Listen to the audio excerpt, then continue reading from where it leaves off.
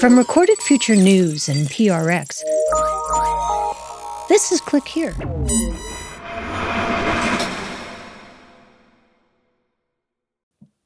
The images are everywhere.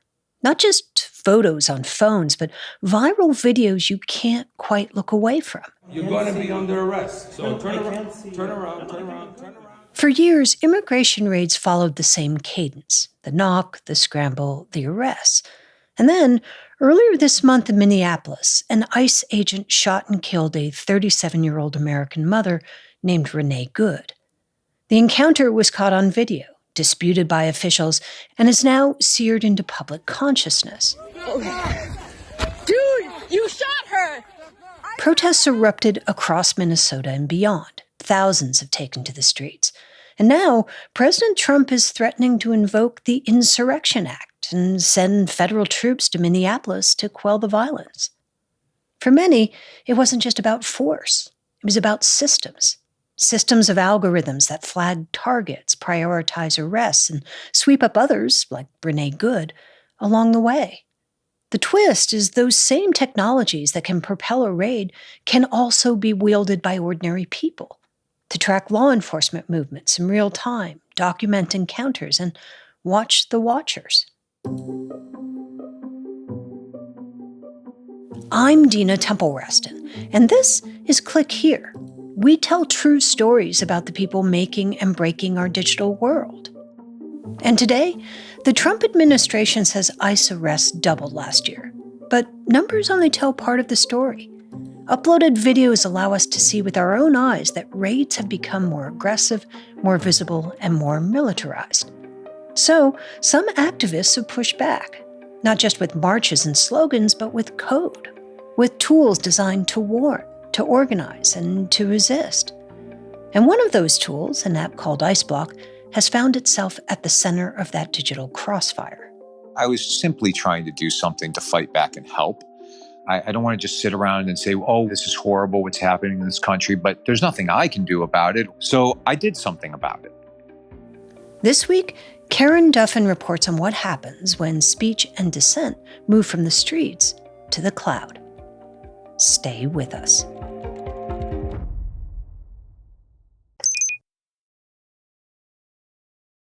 You're listening to Click Here. I'm Dina Temple-Raston.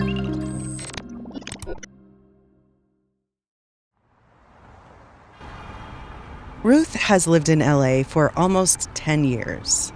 And lately, she's noticed something new in her neighborhood. Dark-colored pickup trucks with no license plates and masked agents, with vests, weapons. It was Customs and Border Protection and ICE agents looking to round people up. In my particular neighborhood, they're very present. The car wash in my neighborhood had a raid. There were people hiding in a closet in the business. They thought it was an active shooter. It's really torn our neighborhood apart. It's really scary. It's a fear Ruth recognizes. That's because she's spent about 8 years unhoused. She's unhoused now. We have raids that happen all the time with encampments and rangers and regular police. And it's a very similar kind of terror, I think. Ruth writes about her experiences on Substack, small dispatches about survival, proximity, and power, as she tries to navigate the maze of agencies, shelters, and police in the city. In my quest to get housing, I've discovered a lot of things about systems, and I've been documenting them and trying to share them with people. So when she saw this uptick in ICE raids, she started to wonder, was there something she could do to help? If she was already outside, already watching, maybe she could warn people. And then one night when she was online, she found something that seemed built for exactly that. It was an app called IceBlock. It's just pins on a map. If you've sighted ICE agents or a raid, you just drop a pin. You can put details in a little field. Once you drop that pin, everyone using the app within 5 miles gets an alert. So Ruth downloaded it and waited. Then, just a few days before we talked, something happened. It was the middle of the night, and a cluster of unmarked vehicles pulled into the parking lot where Ruth sleeps. Several men with masks, they were strapping on their, I guess, bulletproof vests, and then they pulled out of the parking lot altogether. In that moment, in the dark, she reached for the only tool she had. She opened that app and dropped a pin. I wanted people to know that they were in this neighborhood again. And the app Ruth relied on that night, IceBlock, it wasn't built in some Silicon Valley incubator. It came from halfway across the country, in Joshua Aaron's living room in Austin, Texas. Joshua is a coder, someone who's been building software since he was a kid. He went on to work at Apple, wrote a PDF converter, a health app. And then he started seeing on TV the same kinds of raids that Ruth had been witnessing in person. Gaping holes left in this Denver apartment door after it was broken by ICE agents. Behind it was 9-year-old Nicole. Estábamos en el cuarto. She said we were getting ready in the room to go to school, and then ICE knocked down the door. A violent confrontation where ICE agents physically separated a family. Oh my God. Monica Elizabeth Moretta thrown to the ground by an ICE agent. Joshua watched all of this with growing alarm. Where is the due process? Where is, any way to prove your innocence? My brain started going, and I thought about all of these different ideas that I could possibly do to help people. Maybe, he thought, he could use his coding skills to help, to build something that might give people even just a few seconds head start. So he started sketching out a tool that wouldn't rely on official alerts or friendly lawyers or being in the right WhatsApp group at the right moment. It would rely on something else entirely. The people living this reality every day. It would crowdsource information. And that's how Joshua ended up building IceBlock, the app Ruth downloaded back in LA. So IceBlock is an early warning system. And basically what it does is it detects where you are using your location. And within a 5-mile radius of where you are, it will notify you of ICE sightings. Users see something and tap something. And that's kind of the slogan for the app is see something, tap something. He realized the quickest way to outrun fear would be to share information, not top down, but sideways, neighbor to neighbor, car to crosswalk, phone to phone, a kind of grassroots radar. But speed wouldn't be enough. He knew that if he was going to ask people to report what they saw, he had to make sure those same people were protected.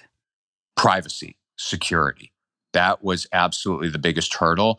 So the last thing I wanted is to get a subpoena that says, I want the entire database for IceBlock, and then for whatever reason, there was identifiable information for users. So he made a choice. He wouldn't require any signups, no names, no email addresses, nothing. And of course, it's true that nothing online is completely anonymous. You still have to download it through an app store. But on his end, Joshua wanted to hold zero data. He worked for months trying to make this idea into something that people could actually use. And then finally, in April 2025, he put IceBlock out into the world. Thousands of users signed up almost immediately. And as that network began to take shape, Joshua started to see how IceBlock might work in the real world. Not in theory, but in the hands of people like Francisco Chavo Romero. He's part of an advocacy group in Los Angeles. It's called Union del Barrio, one of the organizations people call when ICE shows up. We think it's helpful. We've had somebody say to us that they saw something on one of these apps while simultaneously we were getting a call from somebody. Those phone calls are part of the group's own early warning system. It's not an app, but an old-school hotline people call into when they spot ICE in their neighborhood. And every so often, Francisco says, the two worlds collide. A volunteer answers a hotline call, and an IceBlock alert flashes on their screen at the same time. It's like a second confirmation, right? He appreciates what the app is trying to do, but he also knows that crowdsourcing cuts both ways. Because anyone can drop a pin, sightings aren't verified. And Francisco worries that if people start reporting shadows or rumors, the app could spread panic just as easily as information. And with the hotline, Union del Barrio doesn't broadcast anything until someone has confirmed it on the ground. What we call ground truthing, spot checking the situation, because we don't like to put out an alert until we confirm that it's actually something happening. Joshua knows it's a limitation. Like, we can't do moderation. We can't block users. There are trade-offs. They also can't protect against false reports. So he tried to build in safeguards. Like, he limited the number of sightings someone could post. Users could also only report within their own 5-mile radius. And every 4 hours, all sightings would clear. Still, trolls found it and targeted it. People posting, every morning I do 100 false sightings in Ice Block. Do you now? Really? Because it would take 500 minutes to do that. But trolls weren't the real problem. The real challenge came from somewhere else entirely, a place Joshua never imagined would even notice his little app. The White House. One afternoon last fall, he got a phone call. My wife's sister called us and said, "Oh my God, they're talking about Joshua's app at the White House press briefing." And we went, "I'm sorry, what?" Joshua quickly logged on and watched as a reporter asked the White House press secretary about the app that he'd built. I just watched a CNN segment on a new app called Ice Block, and it kind of appeared to be promoting this app where you can tell people where ICE agents are. Given the recent rise... An app that tells people where ICE agents are? Yes. Suddenly, this tiny app he'd built in Austin was part of the national debate. Within hours, the acting director of ICE issued a statement about Ice Block. A short time after that, Attorney General Pam Bondi was on cable news, not just talking about the app, but about Joshua himself. And we are looking at him, and he better watch out, because that's not a protected speech. That is threatening the lives of our law enforcement officers throughout this country. And shame on CNN. I just saw that for the first time. But sometimes condemnation has a way of amplifying the thing it condemns. The more officials warned about Ice Block, the more people downloaded it. His few thousand users became 20,000, then 200,000, then 1 million. Ice Block was suddenly one of the most downloaded apps on Apple's App Store. For Joshua, it felt like vindication. News outlets were talking about it, lawmakers were referencing it, people were using it. He was having the impact he'd hoped when he first built the app. Yet, despite all the noise around him, no one from the Trump administration had actually reached out to talk to him about it. Though they ended up contacting him in a different sort of way. I have not even received an email, a phone call, a visit, nothing. I have never received any communication, nor has my legal team. So what did they do? They couldn't hurt me, so they hurt my wife. If they can't get one person, they're going to go after their family. It's mob tactics. And that's when the tone shifted from digital debate to something darker. When we come back, the moment Joshua's fight for accountability becomes a fight for survival. Stay with us.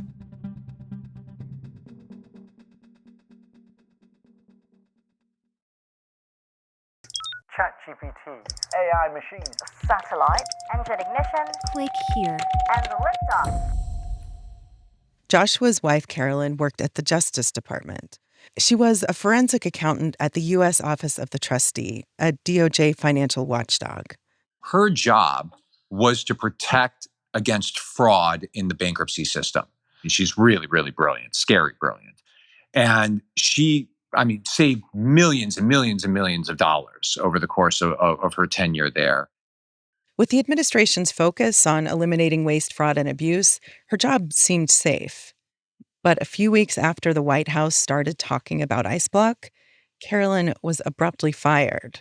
They took an almost decade veteran of the Office of the U.S. Trustee, highly respected by all of her colleagues and anybody who knew her, and they took her out simply because she's married to me.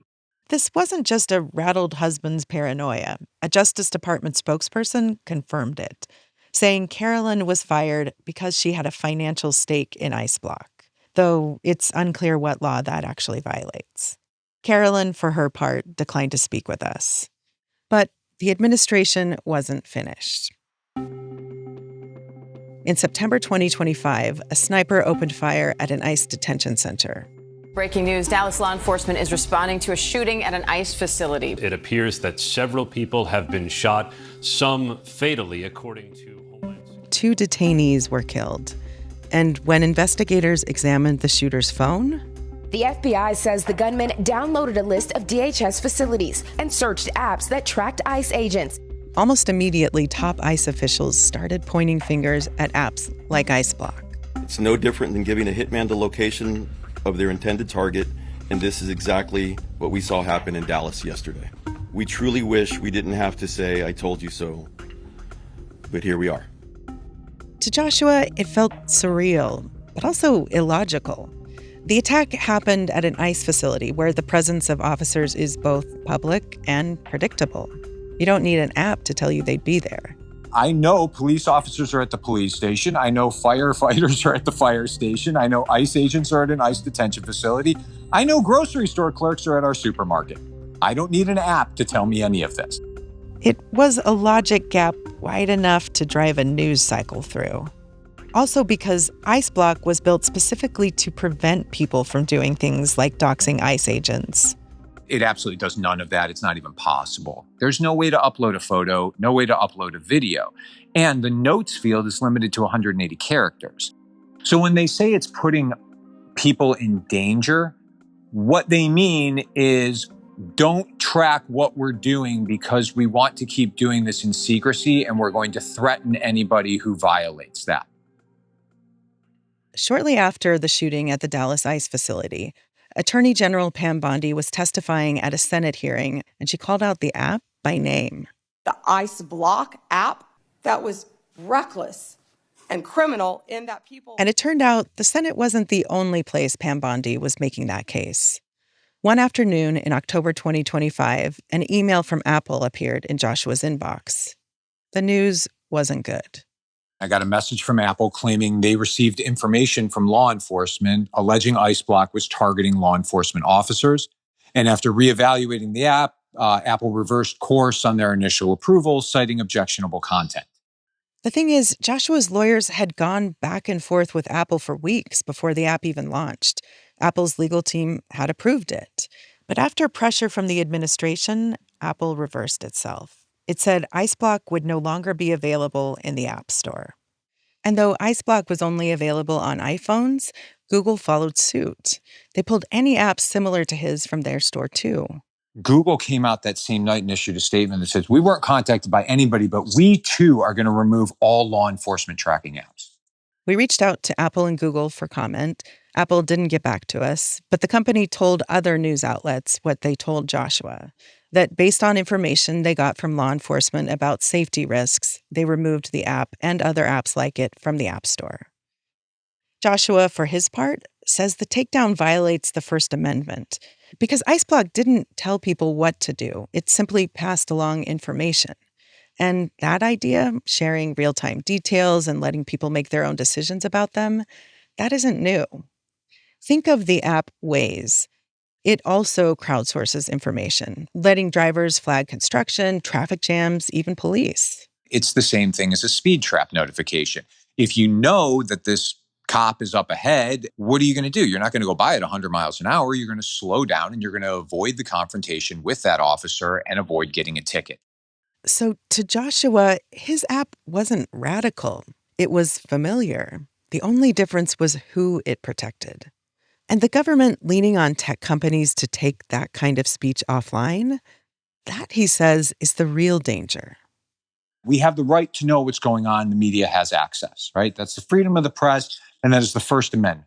And big tech that controls what we can have on our devices that we pay for, that we own, is now saying what you can and cannot be notified about. They are making those decisions, and that should scare everybody.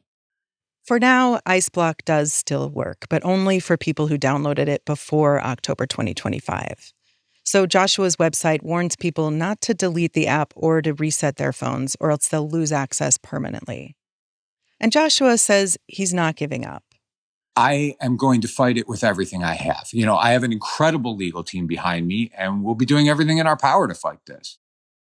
Late last year, Joshua filed a lawsuit against the Trump administration, arguing that the threats to prosecute him and the pressure it put on Apple violated the First Amendment. Meanwhile, human alert systems like the one Francisco Chavo Romero runs are harder to shut down. Francisco's the organizer in LA who we heard from earlier. And he said his group stuck with telephone hotlines and in-person verifications, in part because they assumed the apps would eventually get taken down. We spoke with him about a week before IceBlock was banned. Because one day, what's going to happen? They may pull the rug from all those platforms. And if you only rely on that technology and those platforms, then you're going to be dead in the water. He says it's easy for a company to take down an app, but much harder to take down people. We definitely have our phone trees. We have a hotline, and we have volunteer operators that are picking up the lines. And those volunteers, he says, are only growing in number. That was Karen Duffin reporting.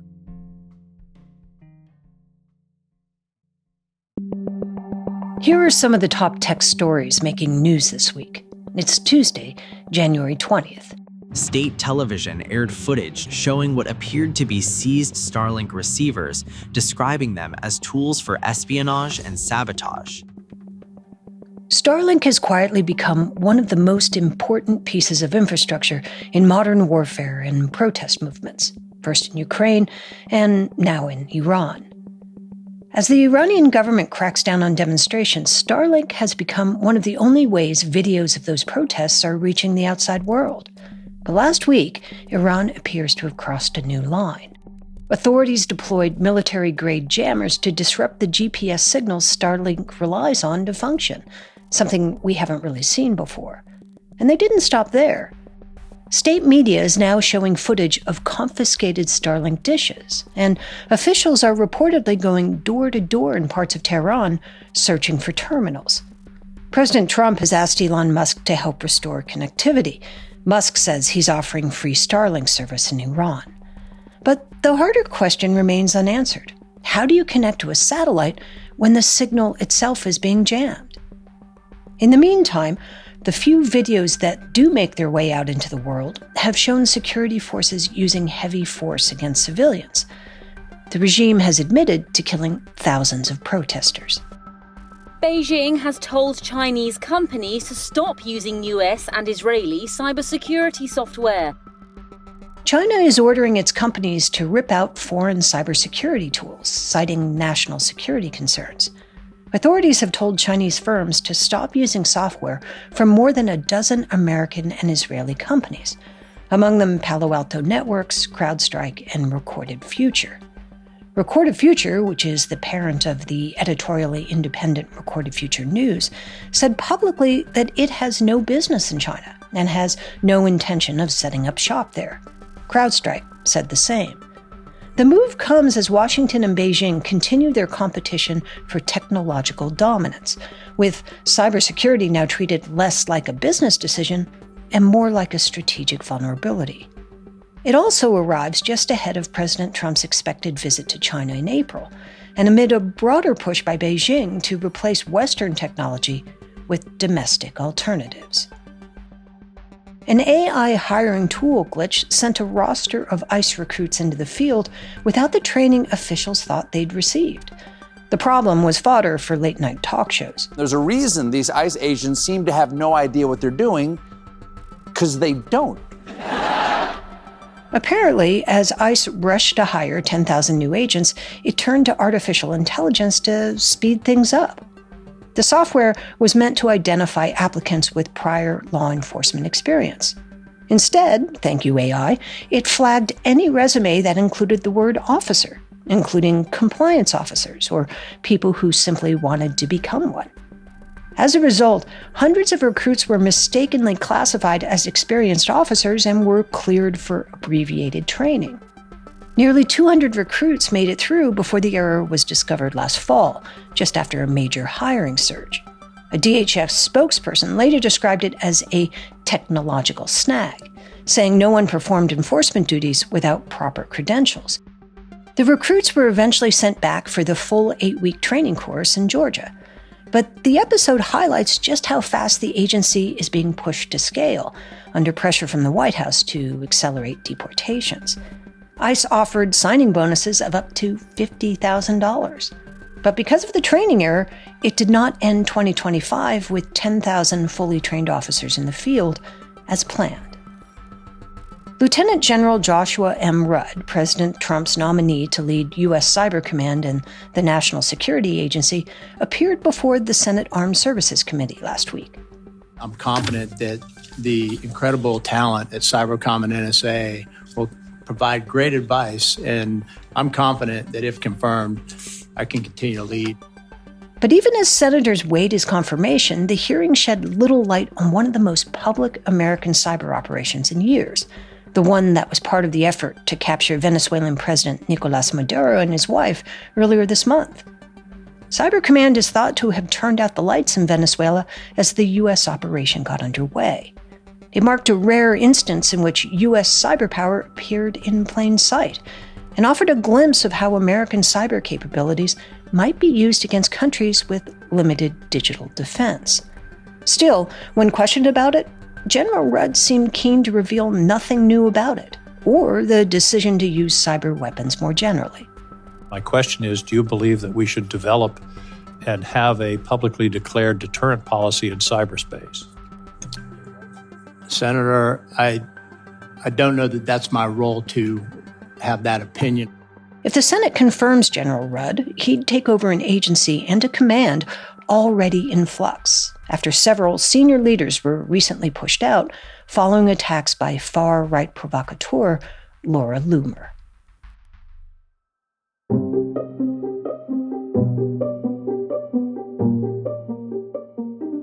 Click Here is a production of Recorded Future News and PRX. Today's show was written and produced by Megan Dietrich, Sean Powers, Erica Gaida, and Zach Hirsch. It was edited by Karen Duffin and Lou Olkowski, and fact-checked by Darren Ankrum. Original music is by Ben Livingston, with additional music from Blue Dot Sessions. Our staff writer is Lucas Riley, and our illustrator is Megan Goff. Jesse Neiswanger and Jake Cook are our sound designers and engineers. Find us on X or Facebook at Click Here Show, or leave us a voice message at 661-5CH-TALK. Sometimes we'll turn those moments into reporting, sometimes into a conversation, and sometimes into a future story you'll hear on this show. I'm Dina Temple-Raston, and thanks for listening.